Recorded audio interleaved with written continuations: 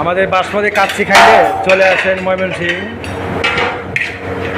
রেস্টুরেন্টের নামটা আমি বলবো না, আমি দেখাচ্ছি নাওবিয়ানা। এরকম হান্ডি বড় কাচ্চি শুধু একটা না, এরকম আরও অনেকটি কাচ্চি যায়। বিখ্যাত কাচ্চি আমাদের ময়মনসিং নতুন বাজার নাওবিয়ানা, বিখ্যাত কাচ্চির দোকান, বাসমতির 3 তলা।